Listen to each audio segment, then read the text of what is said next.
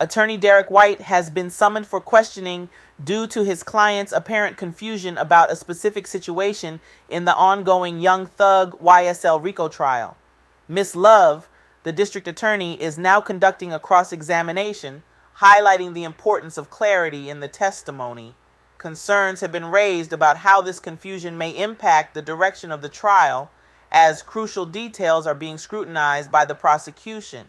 The cross-examination audio reveals key insights into the case's complexities. Mr. Wright, I will not be getting into matters of privilege. I'll just ask you a few brief questions regarding your interaction with the state as it relates to the witness that just testified. Okay. First of all, would you please tell the jury how long you've been practicing law? It's a year short of 30 years, so 29 years. And how long have you known Mr. Antonio Sledge? At least 15, probably longer, somewhere between 15 and 20 years. And forgive me, but were you sworn in? You were sworn in? Yes. Okay. And did you meet him first in your capacity as an attorney representing him, or did you know his family before you began representing him? In a legal capacity first. Okay. Do you know how many instances where you've had to represent Mr. Sledge in Fulton County? Without saying a number, are you aware of how many instances? If I thought about it, I probably would come up with an accurate number. Okay. Is it, have you had at least 10 occasions to interact with him on not criminal matters, but just matters, legal matters? When you say occasions, are you referring to cases or just interactions? I've not represented him on 10 cases. It's far less than that. Okay. Over the last 15 years, are you comfortable telling the jury how many cases that you had an occasion to represent Mr. Sledge? I would say, for sake of being accurate to this one and the one they've heard about from before,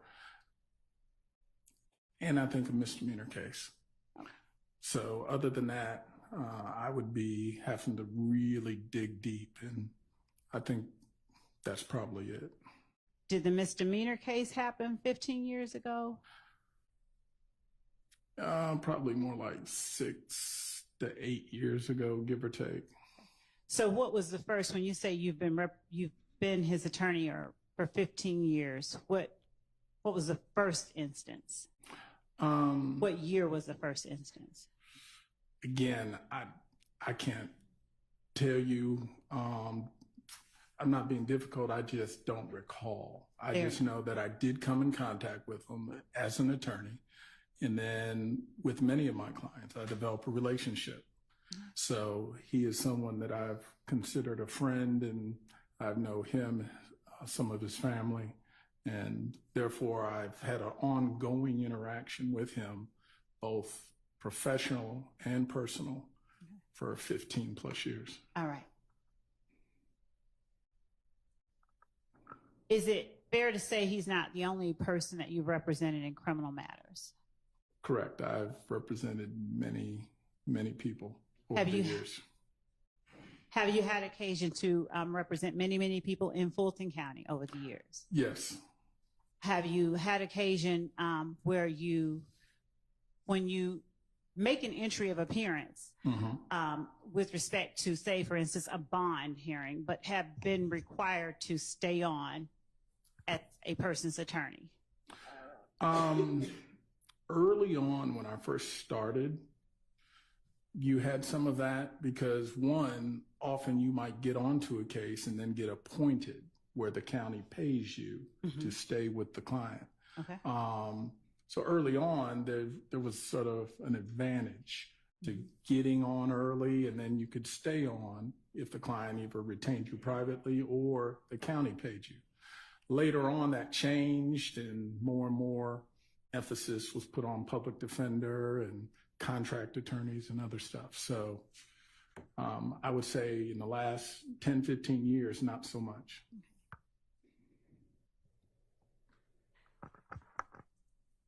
So if you signed on to represent a person in the last 10 or 15 years for one thing and wanted to withdraw, the courts have allowed you generally to do that? Generally, it depends where you are. If you're in Toombs County, Toombs County don't let you withdraw. Once your name hits the paper, you're the attorney regardless of whether you get paid or not. Okay. There's some other counties like that. Okay. Fulton is generally pretty liberal, where Fulton, if you and the client come to a disagreement or if money, Mr. Green doesn't show up, that also is a reason that you can sometimes get out of a case. Mm-hmm. So from that standpoint, Fulton is a little more understanding that sometimes the attorney and client have to go separate ways.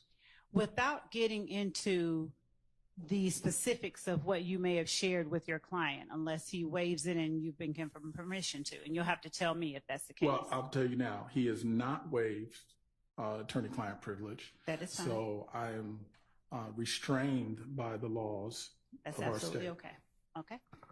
So without getting into anything that is privileged information, would you tell the jury if information that is said between you and your client in the presence of others, such as Lieutenant Lancico, a lawyer from the state, whether that information is considered privilege? It's a two-part answer. Yes. From an attorney-client privilege standpoint, that conversation may not be privileged because it's been said outside of me and the client, meaning there's more individuals hearing it. Right. From a plea negotiation, and whether plea negotiations are admissible in a court of law, that is beyond the attorney-client relationship, but an admissibility issue. And therefore, the question of this conversation isn't so much an attorney-client, but whether if it's a plea negotiation or it's the furtherance of one, is it admissible? Okay. So have you been sitting in court during the entire time that Mr. Antonio Sledge has been on the stand? Yes. Well, there may have been a one hour short period of time one morning where I had someone covering for me. But other than that, okay, I've been here the entire time. All right. Were you present in court when he was asked by Mr. Steele about a June 2024 meeting in Fayette between Lieutenant Lancico, yourself, Mr. Sledge, and myself? Yes. All right. Do you recall that meeting in Fayette County? Yes, it was the Starbucks in Fayetteville, my place. And how would you characterize that? First of all, how long did that meeting last? I would estimate maybe plus or minus 40 minutes. Okay. And generally speaking, how would you characterize that meeting, the content, the purpose? Often when you enter into an agreement with the state, you'll be asked to come in or meet with them to discuss questions they may want to ask, subjects they may want to cover. And basically, it's almost sort of like a prep session. And from the defense side, we're also trying to get an idea. What are you going to ask us? Where are you going with things? Mm-hmm. So it's sort of both sides feeling each other out. And that way, when we get to court, things can sort of go smoothly. And that was sort of what we anticipated. Mm-hmm. And that's generally what the meeting was. To be honest, we did not get into the details of testimony as much as I am generally accustomed to. Most of it was, Ms. Love, you getting to know my client and getting a feel for him, and vice versa. So honestly, a lot of the details weren't discussed. It was more of a feel each other out kind of meeting, in my opinion. Okay. And do you recall me asking your client about any specific details of the case or the plea that he signed on December the 28th? There was discussion at that meeting about the plea that he had signed, a couple of videos, and again, I'm generalizing because I don't have an exact memory of everything. And again, because you didn't get into a lot of the details, like, to be sure, there was no script, there was no, here are the questions you're going to be asked. It was a very generalized kind of conversation. There was, at one point, which y'all have talked about, a point where he started to share, because he volunteered it. When you say he volunteered it, what do you mean? Did I ask him something about it? Mr. Sledge volunteered the subject of what Mr. Williams may have said to him. Okay. And to be clear, while it definitely wasn't what you were asking, it wasn't on the subject you wanted to cover. Therefore, you say the subject I wanted to cover. Please explain what you mean.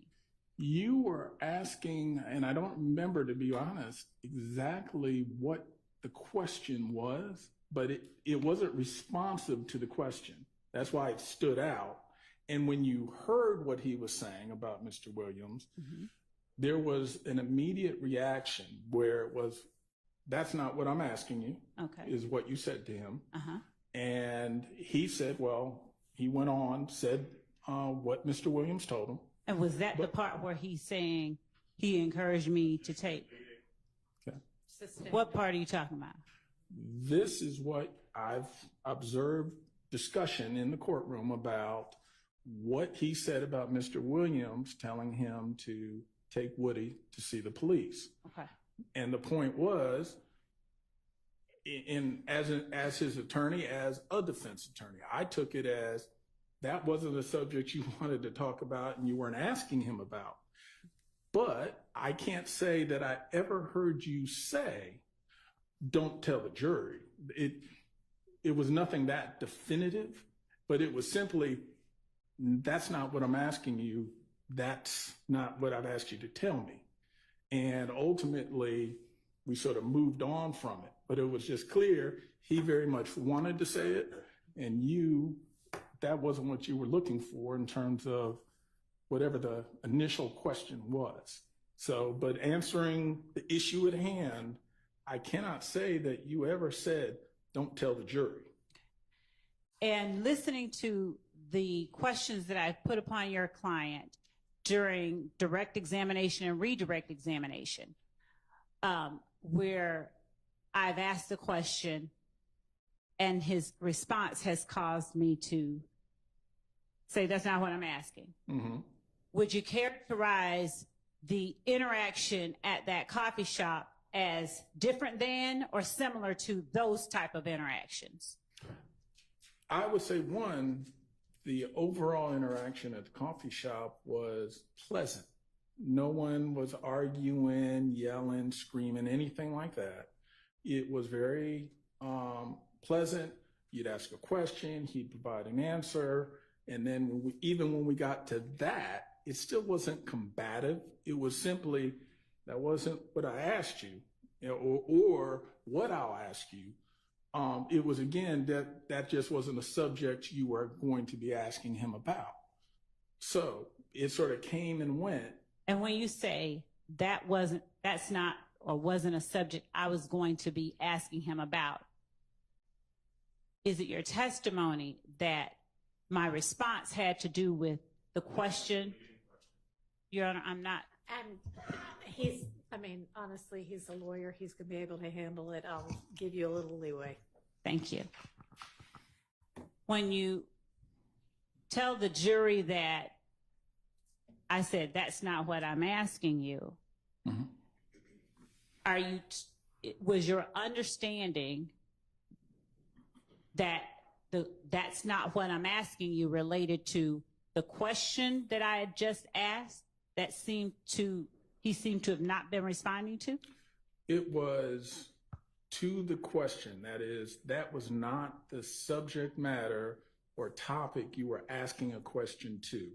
Again, I did not hear it. And again, maybe I'm biased because this is what I do, but I did not hear it as an instruction to say, don't you tell the jury this, or I want you to only tell them about that. It was, that's not what I'm asking you right now. I'm not going to ask you about that.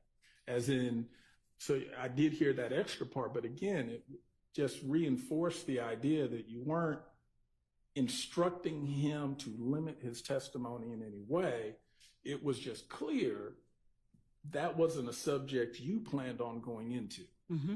So as a defense attorney, of course, yeah, my bell rang and I said, that's a hot topic, but it wasn't any ethical issue because I didn't hear you in any way try to discourage him or instruct him not to convey that information if asked. Okay. Now, were you present or were you asked by anyone else whether that was something that had been said?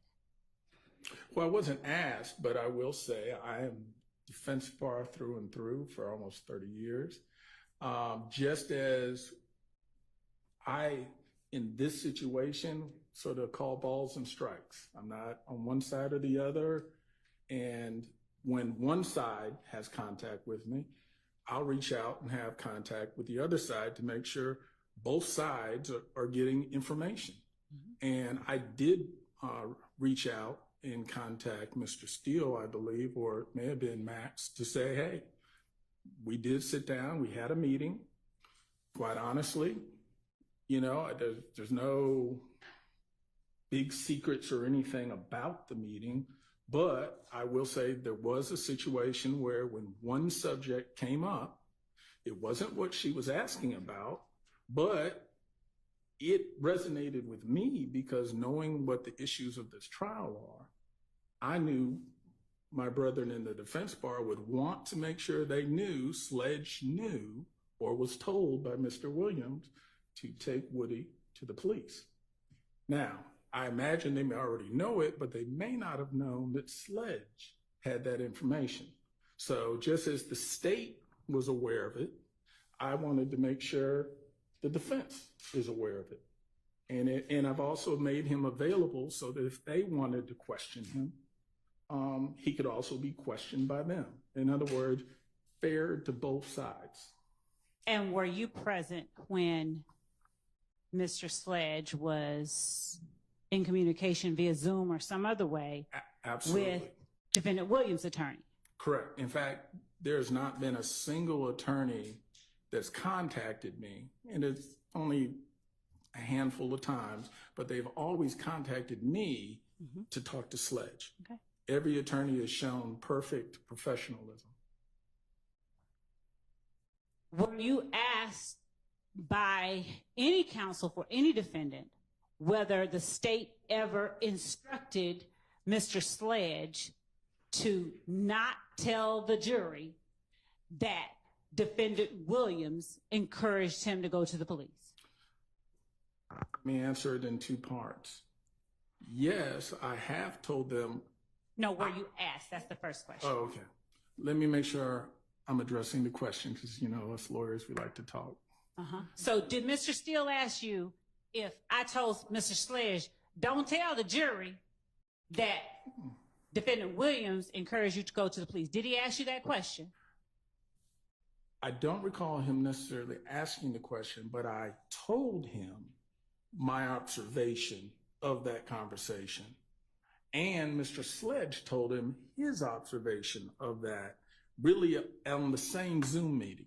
So he actually, without having to ask it, received it from both me and Mr. Sledge. And even at that time, I said, I did not hear it that way, but if my client says he heard it that way, then he heard it that way. So it's quote unquote, two people hearing the same thing may take it a different way, especially one who is a defense attorney. Did I inquire that of you after hearing that from Mr. Slade? Should I ask you about that? We have talked about it, yes. And did you tell me that you told Mr. Steele? No, I didn't hear that. Yeah. Well, I told Mr. Steele, I never heard you tell him, do not tell the jury. What I told you was that I've explained, I didn't hear her say that. I heard that she didn't seem to like that topic, but I can't say that I heard you instruct him. But my client insists that that's what he heard.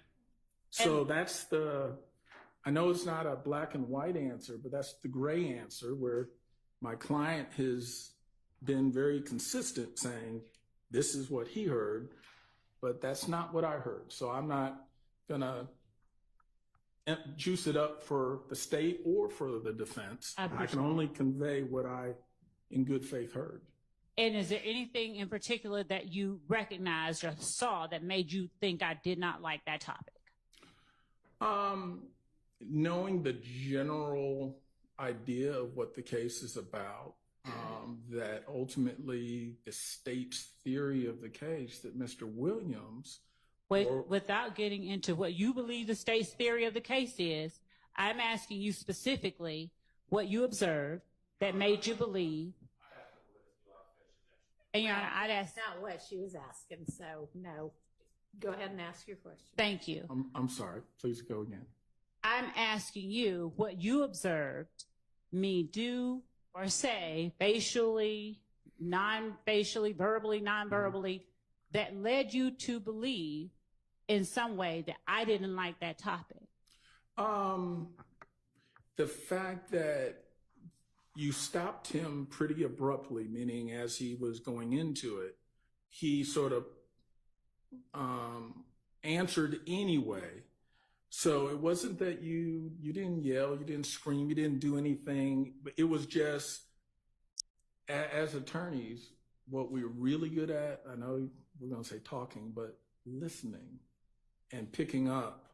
And when I saw that all of a sudden there was sort of a screeching stop point, that's when I realized, well, maybe, and again, not knowing the details of this case, maybe. So is that where you drew your conclusion? Let him finish his answer. Yeah, maybe that topic, that point has some meaning and some significance.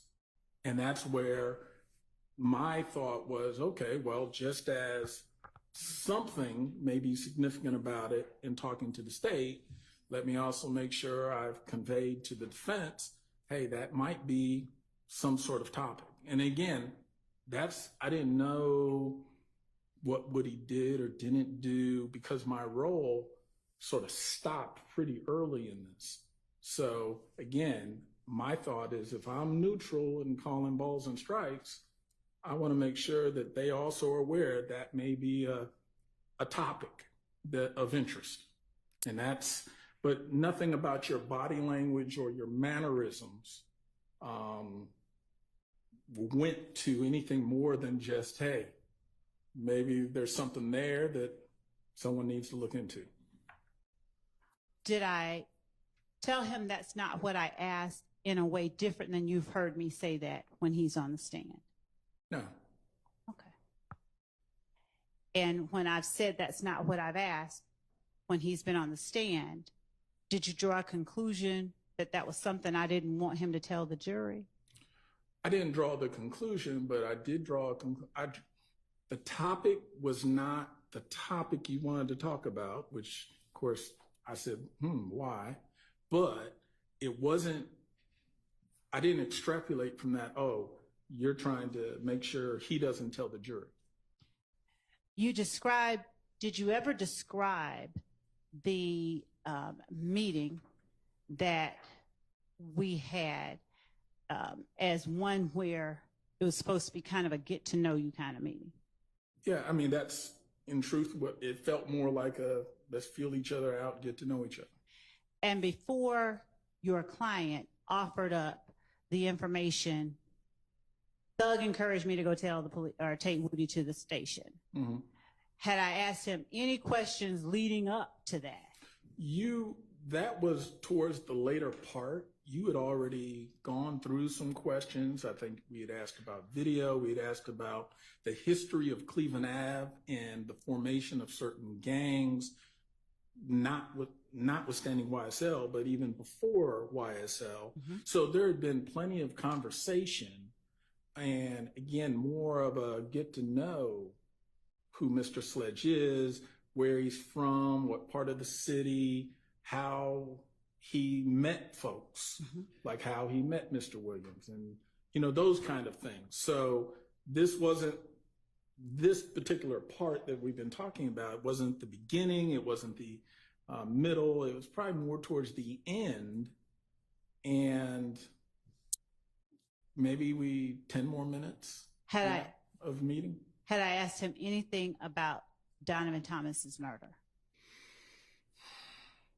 We clarified, as we did earlier, that one, he wasn't there, wasn't involved, and clarified he doesn't have specific information helpful to the state or to the defendants about the shooting of Mr.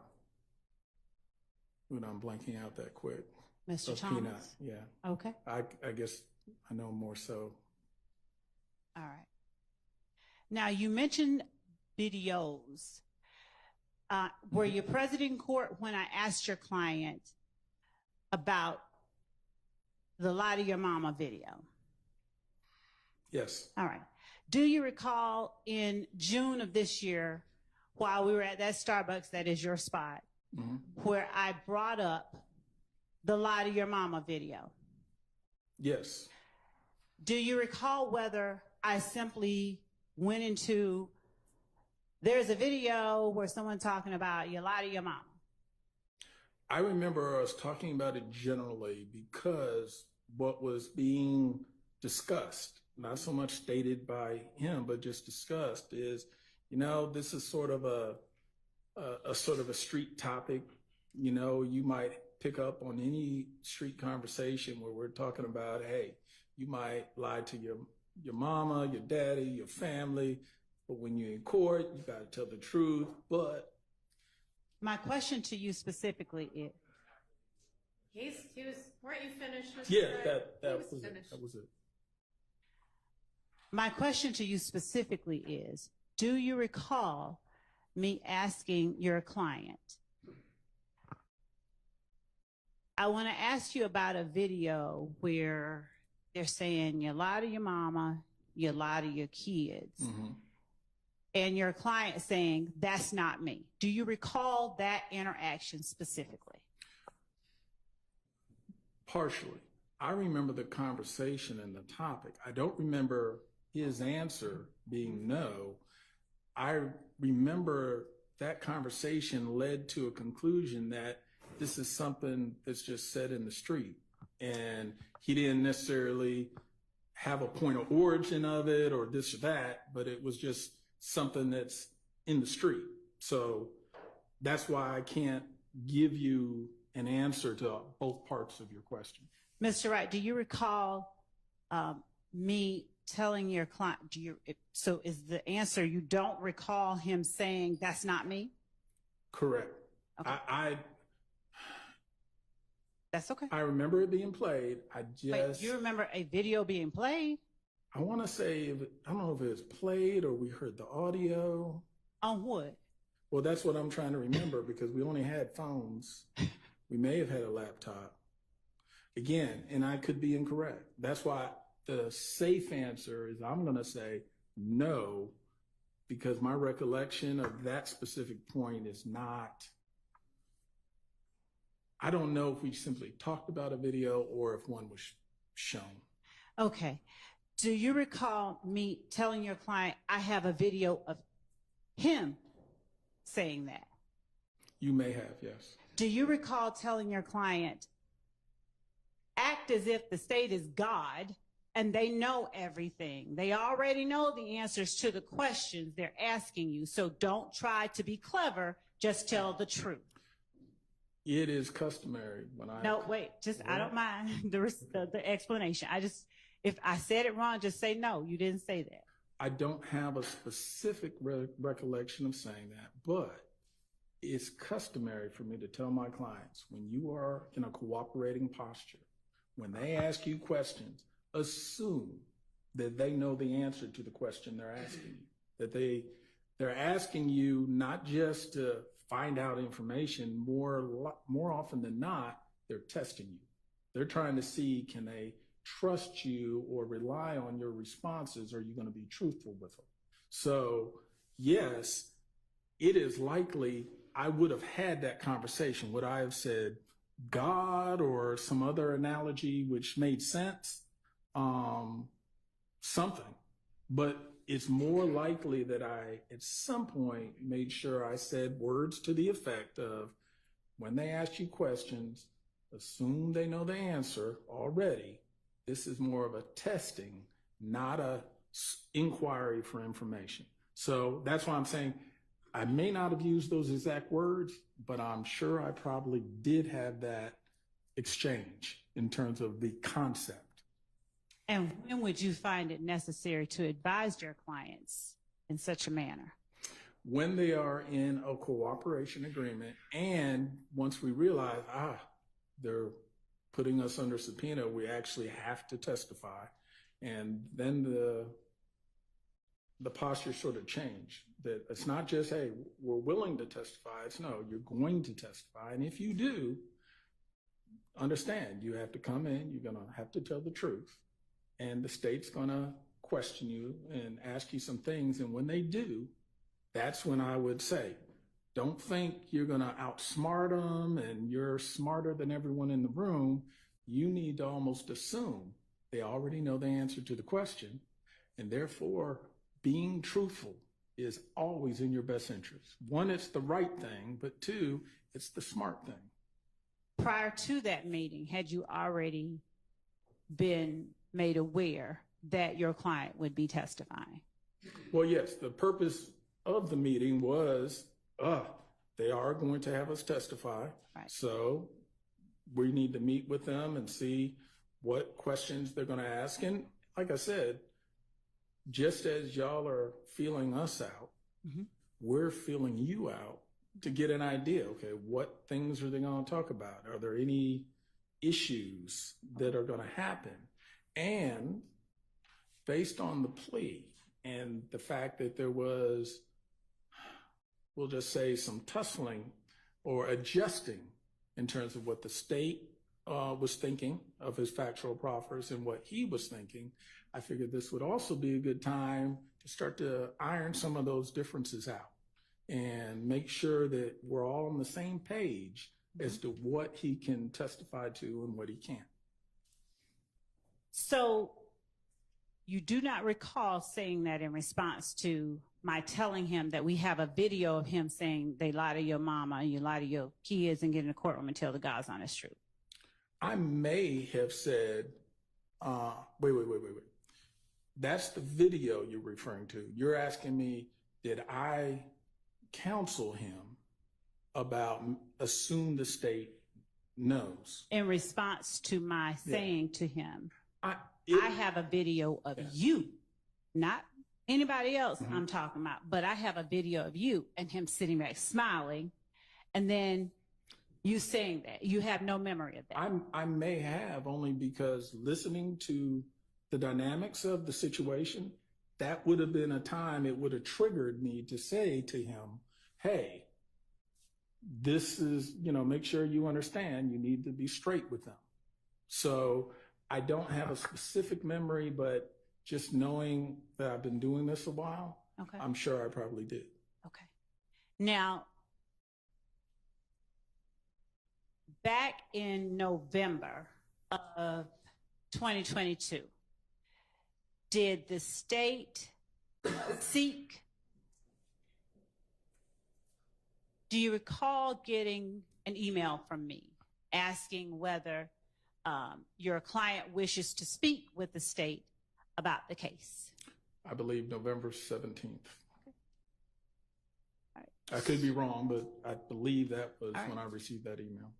And you might have gotten one in November 17th. But did you also give one? I'm going to show you what I had marked and provided to counsel for the defense, but I'm willing to show again as State's Exhibit 450 Yankee, if anyone wants to see it. I'm going to take 10 minutes. Oh, I know what it is. I still have this one.